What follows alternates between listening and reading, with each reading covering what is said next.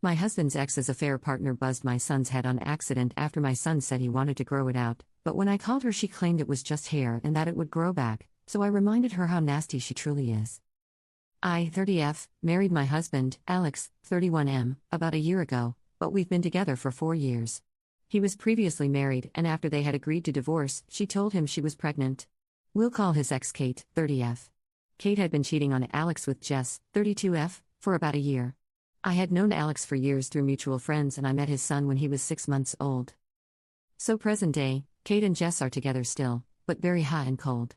I went to pick up my stepson from school. Jess had dropped him off, and he seemed quiet and sad. I asked him what was wrong, and he said he was sad because he had no hair.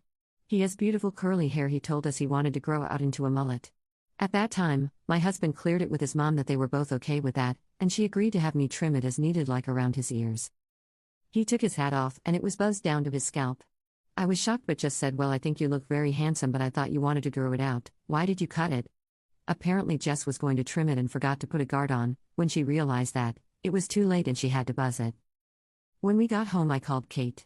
She didn't know how bad the haircut was and was tied up at a work event. She suggested I make sure I get the whole story on what happened, so with her permission I went right to Jess after I called my husband, who was driving home from a couple hours away, and explained what was going on. So I called Jess, asked to verify what he said and tell her how upset he was. She said that is exactly what happened but didn't see why it was such a big deal. She kept saying I'm overreacting and it's just hair, so I tried to explain that as a kid there's so much he doesn't get a say in, so it was a big deal to him. I told her she should never go near his head with clippers again. She came back with, "Well, you're not his mom," and when I reminded her she wasn't either, she said, "I'm a hell of a lot closer than you. I've been there since day one," to which I said, "Yeah, because you were an affair partner. Don't cut his hair again," and hung up. I called my husband back to explain everything and calm down. He had been on the phone with Kate discussing things as well, and I texted Kate to give an overview and say I was sorry if I overreacted. It's the next day and Jess is trying to tell Kate I shouldn't be allowed to cut his hair if she can't, and I need to get my parenting privileges taken away. I think that's crazy. And just to clarify my role as a step-parent, Kate and my husband meet twice a year alone to discuss parenting things, and at the last one Kate said she is comfortable with seeing me as a parent and is ready to include me in the meetings going forward. But am I a jerk for being upset with Jess for not only buzzing his hair but for how she reacted trying to minimize it? Update 1. I ended posting this in a couple places, so I figured I'd put one update on this account for anyone who goes through the effort to check for one. My husband talked to Kate about why Jess would do that and react how she did while he was driving home. Kate admitted she has noticed Jess asking questions about what I do and saying little digs at me around their son. Like he will tell a story from our house and she'll find a way to say something negative about me. She lightly called her out on this one time and Jess had a really negative response. Kate and my husband were going to meet tomorrow to talk about it, but Kate called me very upset saying they got in a fight. She doesn't have a lot of family, so this isn't the first time she has called me, needing someone to talk to that knows the whole dynamic. I said she could come over and talk about it if she wanted, and she took me up on it. So she came over, we all played Hot Wheels for a bit, seeing their son obviously helped calm her down, and then I took him to the playroom while Alex and Kate talked. Apparently Jess is tired of not being treated like as much of a parent as me in her eyes and cut his hair on purpose, basically to make a parenting decision that couldn't be reversed.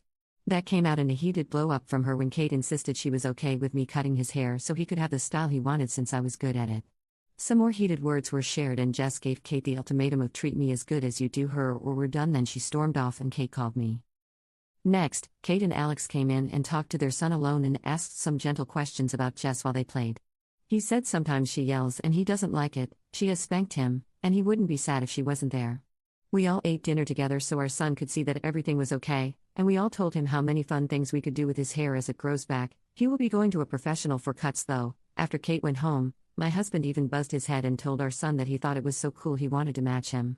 As of now, Kate is planning to end things for good and I sure hope it sticks. Update 2. I had no intention of posting another update, but I have gotten a lot of DMs asking if anything has changed, so here is a final update before I log out of this throwaway. Kate and Jess met to talk and I don't know everything that was said, but all I do know is that Kate then told us she would be filing for a restraining order against Jess and asked for my help because unfortunately, I have had to file for one before. Then, Kate and Alex met at our house and talked over what that means for their son, and that conversation turned into what my role is as a parent. Kate and Alex are now in the process of amending their parenting agreement, which frankly they said was overdue anyway because he's a toddler now and all these agreements were made when he was an infant and their divorce was really raw. They asked me if I would be comfortable being written into the agreement to have things like the ability to take him to the doctor, be a designated contact, and a next of kin if anything happens to them, etc. They will also add in guidelines for introducing future partners. A lot of commenters said I needed to back off and let the parents handle this. While there are things I for sure could have done differently, I spoke with both Alex and Kate and they both agreed they were thankful for how this happened and were glad I was the one who picked him up that day. But overall, Kate is upset. Kiddo is picking out the stencils that he wants to spray designs into his hair as it grows out. All schools and family members have been informed that Jess is no longer allowed near anyone in this family on either side, and some important conversations have been had.